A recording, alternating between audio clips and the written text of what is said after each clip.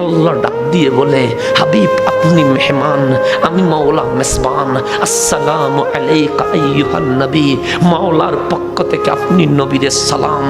বসেন, ওয়ালা সৌফা ইউতিকা রাব্বুকা ফাতারদা।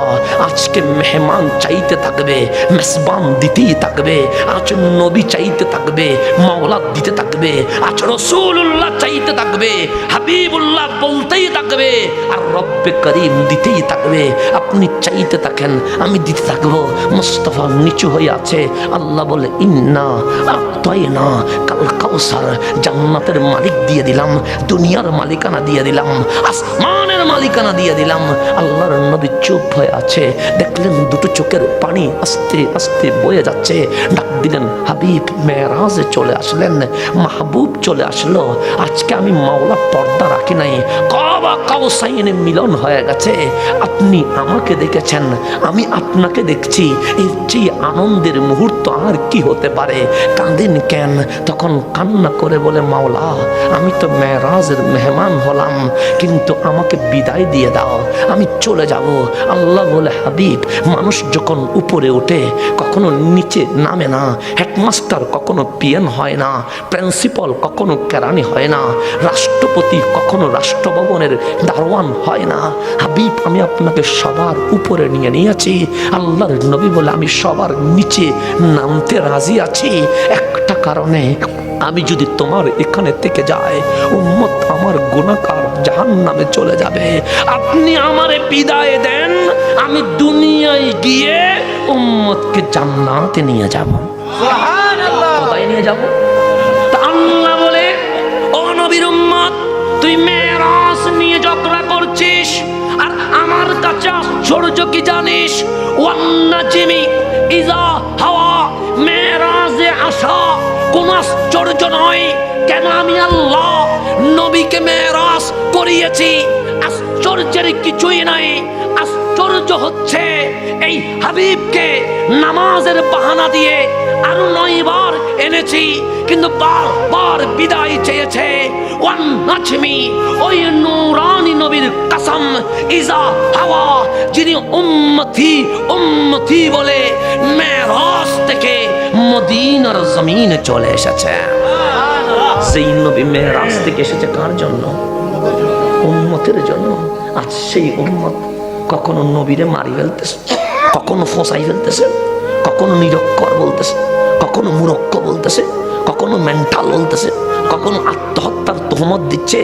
আজকে নবীর বিরুদ্ধে বলে আমার বন্ধু কিছু বলে না, কিন্তু আমরা যখন নবীর পক্ষে বলি আমার বন্ধু কমেন্টস করে, ভণ্ড তুই, বেদাতি তুই, মাজার পূজারি তুই।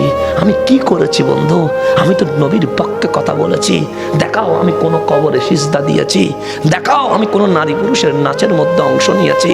তুমি আমাকে কেন বলছো মাজার পূজারি? কোন কাজ আমি বেদাত করেছি? তুমি সামনে বসো। কোন কাজ আমি ভণ্ডামি করেছি? সামনে এসে বলো।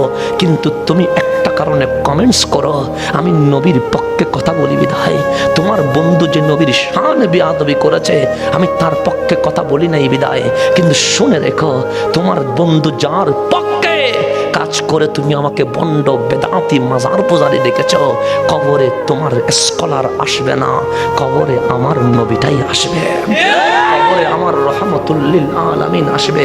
সেদিন আমার নবীকে আমি বলবো, যেদিন মুনকার নাকির আমাকে জিজ্ঞেস করবে, মা কুনতা তাকুলু ফি হাক্কি হাযার রাজুল লি মুহাম্মাদিন সাল্লাল্লাহু আলাইহি ওয়াসাল্লাম। মুনকার নাকির বলবে, দেখ তোর কবরে তোর মাটা কিন্তু আসে নাই, তোর বাবা 3.5 হাত কবরে কিন্তু নামে নাই, তোর বাবা, তোর বাচ্চা যে বাবা বাবা বলে ঘুমায় না সেই বাচ্চাও কবরে আসে নাই, তোর বউ যিনি তোর ছাড়া রাতে ঘুমায় না তোর বউ আসে নাই। দেখ আজ তোর কবরে তোর আকা, তোর মুনিব রহমতুল লিল আলামিন চলে এসেছে। দেখ আদার কবরে তোর দিকে তাকিয়ে মিটি মিটি হেসে বলছে, উম্মত ভয় করিস না, যেখানে কোনো আপন নাই সেখানে আমি নবী আছি। কি বলেছিলি নবীর শানে? কি বলেছিলি নবীর শানে? সেই দিন আমার নবীর চোখে চোখ রেখে বললো, নবীরে কি বলেছি আমি জানি না, কিন্তু ইয়া রাসূলুল্লাহ বলার কারণে, ইয়া নবী সালাম আলাইকা বলার কারণে, মিলাদুন নবীর পক্ষে কথা বলার কারণে, মেরাজুন নবীর পক্ষে কথা বলার কারণে নবী নবী করার কারণে অনেকেই ভণ্ড বলতো, মাজার পূজারি বলতো, বেদাতি বলতো, আমাকে সবাই বলতো তুই ফেরিওয়ালা ফেরিওয়ালা। নবীরে আমি মদিনার ওয়ালার প্রেমের বাজারের এক ফেরিওয়ালা আজ মদিনাওয়ালার কদমে চলে এসেছে। এটার চেয়ে বড় আমল আর কি হতে পারে? সেই জন্য অনেকেই বলে তুই নবী ছাড়া আর কোনো সাবজেক্ট পাস না, তুই শুধু মাহফিল নবীর মাহফিল করিস কেন, তুই কি আর কোনো বিষয় পাস না? আমি বলি আমি আর বিষয় পাবো কই?